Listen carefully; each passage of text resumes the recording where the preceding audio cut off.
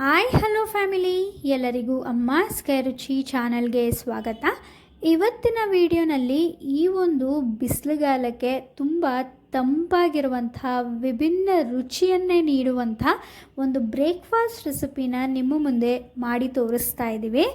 ನೀವೆಲ್ಲರೂ ಬಿಸಿಲುಗಾಲಕ್ಕೆ ಸಾಮಾನ್ಯವಾಗಿ ಮೊಸರನ್ನ ಮಜ್ಜಿಗೆಯನ್ನು ತಿಂದೇ ಇರ್ತೀರ. ಆದರೆ ಒಂದು ಸಲ ಈ ರೀತಿಯಾಗಿ ನಾವು ತೋರಿಸೋ ಥರ ಮೊಸರು ಶಾವಿಗೆ ರೆಸಿಪಿನ ಟ್ರೈ ಮಾಡಿ ನೋಡಿ, ಸಖತ್ತಾಗಿರುತ್ತೆ ಅಂತಲೇ ಹೇಳ್ತೀನಿ ಟೇಸ್ಟು. ಹಾಗಾದರೆ ಬನ್ನಿ ಈ ರೆಸಿಪಿ ಮಾಡೋದಕ್ಕೆ ಏನೆಲ್ಲ ಇಂಗ್ರೀಡಿಯೆಂಟ್ಸ್ ಬೇಕು ನೋಡೋಣ.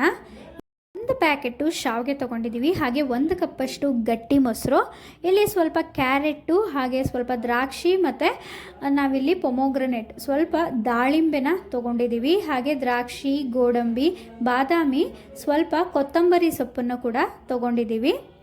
ಇಲ್ಲಿ ಒಗ್ಗರಣೆಗೆ ಸ್ವಲ್ಪ ಸಾಸಿವೆ, ಜೀರಿಗೆ, ಕರ್ಬೇವಿನ ಸೊಪ್ಪು ಹಾಗೆ ಒಣಮೆಣಸಿನ್ಕಾಯಿನ ತೊಗೊಂಡಿದ್ದೀವಿ. ನೀವು ಬೇಕಾದರೆ ಹಸಿಮೆಣಸಿನ್ಕಾಯಿನೂ ಕೂಡ ಬಳಸ್ಕೋಬೋದು. ರುಚಿಗೆ ತಕ್ಕಷ್ಟು ಉಪ್ಪು ಮತ್ತು ಮಾಡೋದಕ್ಕಿಲ್ಲಿ ಎಣ್ಣೆನ ಬಳಸಿದ್ದೀವಿ. ಈಗ ಹೇಗೆ ಮಾಡೋದು ಅಂತ ನೋಡೋಣ. ಮೊದಲನೇದಾಗಿ ನಾವಿಲ್ಲಿ ಒಂದು ಪಾತ್ರೆಗೆ ನೀರನ್ನು ಇಟ್ಕೊಂಡಿದ್ದೀವಿ. ನೀರು ಸ್ವಲ್ಪ ಮರಳಬೇಕು, ಸ್ವಲ್ಪ ಚೆನ್ನಾಗಿ ಬಿಸಿ ಆಗಬೇಕು, ಅಲ್ಲಿವರೆಗೂ ಕಾಯಿಸ್ಕೊಳ್ಳಿ. ಅದಾದಮೇಲೆ ಬಿಸಿ ಆದಮೇಲೆ ಸ್ವಲ್ಪ ಎಣ್ಣೆ ಹಾಗೆ ಉಪ್ಪನ್ನು ಹಾಕಿ ಶಾವಿಗೆನ ನಾವಿಲ್ಲಿ ಬೇಯಿಸ್ಕೋಬೇಕಾಗತ್ತೆ. ಜಾಸ್ತಿ ಬೇಯಿಸ್ಕೊಳ್ಳೋಕೆ ಹೋಗಬೇಡಿ. ಒಂದು 5ರಿಂದ 10 ನಿಮಿಷಗಳ ಕಾಲ ಸ್ವಲ್ಪ ಸಣ್ಣ ಹುರಿಲಿ ಕ್ಲೀನಾಗೆ ಬೇಯಿಸ್ಕೊಂಡ್ರೆ ಸಾಕಾಗತ್ತೆ. ಇಲ್ಲಿ ಬೇಯಿಸ್ಕೊಬೇಕಾದ್ರೆ ಸ್ವಲ್ಪ ಎಣ್ಣೆ ಹಾಕ್ಕೊಳ್ಳಿ. ಎಣ್ಣೆ ಹಾಕೋದ್ರಿಂದ ಉದುರುದ್ರಾಗುತ್ತೆ. ಹಾಗೆ ಸ್ವಲ್ಪ ಉಪ್ಪನ್ನು ಕೂಡ ಬಳಸ್ಕೊಳ್ಳಿ. ನೋಡಿ, ಇದೀಗ ಚೆನ್ನಾಗೆ ಬೆಂದಿದೆ, ನೋಡ್ತಾ ಇರ್ಬೋದು. ಈಗ ಇದರಲ್ಲಿರುವಂಥ ನೀರನ್ನೆಲ್ಲ ಬೇರೆ ಪಾತ್ರೆಗೆ ಬಸ್ಕೊಂಡು ಬರೀ ಶಾವಿಗೆನ ಮಾತ್ರ ಸಪ್ರೇಟಾಗಿ ಎತ್ತಿಟ್ಕೊಂಡಿದ್ದೀವಿ. ಈಗ ಶಾವಿಗೆನ ಬೇಯಿಸಿರುವಂಥ ಶಾವಿಗೆನ ಒಂದು ಪಾತ್ರೆಗೆ ಹಾಕಿ ಇಲ್ಲಿ ನಾವು 1 ಕಪ್ಪಷ್ಟು ಮೊಸರನ್ನು ಹಾಕ್ತಾ ಇದ್ದೀವಿ. ಮೊಸರಿಗೆ ಯಾವುದೇ ರೀತಿಯ ನೀರನ್ನು ಮಿಕ್ಸ್ ಮಾಡ್ಕೊಂಡಿಲ್ಲ. ಆಗಲೇ ನಾವು ಶಾವಿಗೆನ ಬೇಯಿಸ್ಬೇಕಾದ್ರೆ ಸ್ವಲ್ಪ ಉಪ್ಪನ್ನು ಹಾಕಿದ್ದು, ಉಪ್ಪನ್ನು ಸ್ವಲ್ಪ ನೋಡಿಕೊಂಡು ಹಾಕ್ಕೊಳ್ಳಿ. ಸ್ವಲ್ಪ ಉಪ್ಪನ್ನು ಹಾಕಿ ಒಂದು 1/4 ಲೋಟದಷ್ಟು ನೀರನ್ನು ಹಾಕೋತಾ ಇದ್ದೀವಿ. ಮೊಸರು ಇದ್ದಿದ್ದು ಬಟ್ಲಿಗೆ ಸ್ವಲ್ಪ ನೀರನ್ನು ಆಡಿಸಿ ಹಾಕೋತಾ ಇದ್ದೀವಿ. ಈಗ ಇಲ್ಲಿ ನಾವು ಕ್ಯಾರೆಟು ಹಾಗೆ ದ್ರಾಕ್ಷಿ ಹಾಕ್ಕೊಂಡಿದ್ದೀವಿ. ದ್ರಾಕ್ಷಿ ಬಂದು ಆಪ್ಷನಲ್ಲು, ನಿಮ್ಮ ಹತ್ರ ಯಾವ ಹಣ್ಣಿರುತ್ತೋ ಅದನ್ನು ಹಾಕೋಬೋದು. ಹಾಗೆ ದಾಳಿಂಬೆ ಹಾಕೋತಾ ಇದ್ದೀವಿ. ನಿಮಗೆ ಬೇಕಾದರೆ ಆ್ಯಪಲ್ಲು ಕೂಡ ಕಟ್ ಮಾಡಿ ಹಾಕೋಬೋದು.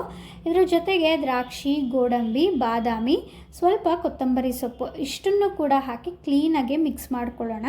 ತುಂಬ ರುಚಿಯಾಗಿರುತ್ತೆ, ತುಂಬ ಡಿಫ್ರೆಂಟಾಗಿರುತ್ತೆ ಅಂತಲೇ ಹೇಳ್ತೀನಿ ಟೇಸ್ಟು.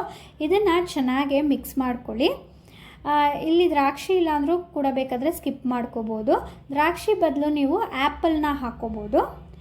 ಅದಾದಮೇಲೆ ಇಲ್ಲಿ ನಾವು ಒಗ್ಗರಣೆಗೆ ಒಂದು ಚಿಕ್ಕ ಬಾಣಲಿಗೆ, ಆಗಲೇ ನಾನು ನಿಮಗೆ ಕಡಲೆ ಬೀಜನ ಇಂಗ್ರೀಡಿಯೆಂಟ್ಸ್ನಲ್ಲಿ ತೋರಿಸಿಲ್ಲ, ಆದ್ದರಿಂದ ಇಲ್ಲಿ ತೋರಿಸ್ತಾ ಇದ್ದೀವಿ.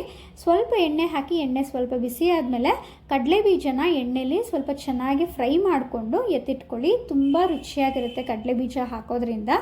ಈಗ ಅದೇ ಒಂದು ಬಾಣಲಿಗೆ ಇನ್ನೊಂದು ಸ್ವಲ್ಪ ಎಣ್ಣೆ ಹಾಕಿ ಸಾಸಿವೆ, ಜೀರಿಗೆ, ಕರ್ಬೇವಿನ ಸೊಪ್ಪು ಮತ್ತು ಒಣಮೆಣಸಿನ್ಕಾಯಿನ ಹಾಕ್ಕೊಂಡು ಚೆನ್ನಾಗೆ ಒಗ್ಗರಣೆ ಕೊಟ್ಕೋತಾ ಇದ್ದೀವಿ. ಇಲ್ಲಿ ಖಾರಕ್ಕೆ ಅನುಗುಣವಾಗಿ ನೀವು ಒಣಮೆಣಸಿನ್ಕಾಯಿ ಅಥವಾ ಹಸಿಮೆಣಸಿನ್ಕಾಯಿನೂ ಕೂಡ ಹಾಕೋಬೋದು. ಈಗ ಎಣ್ಣೆಯಲ್ಲಿ ಕರೆದಿರುವಂತಹ ಕಡಲೆ ಬೀಜ ಹಾಗೆ ಒಗ್ಗರಣೆನ ಹಾಕಿ ಇದನ್ನು ಚೆನ್ನಾಗೆ ಮಿಕ್ಸ್ ಮಾಡ್ಕೊಳ್ಳಿ.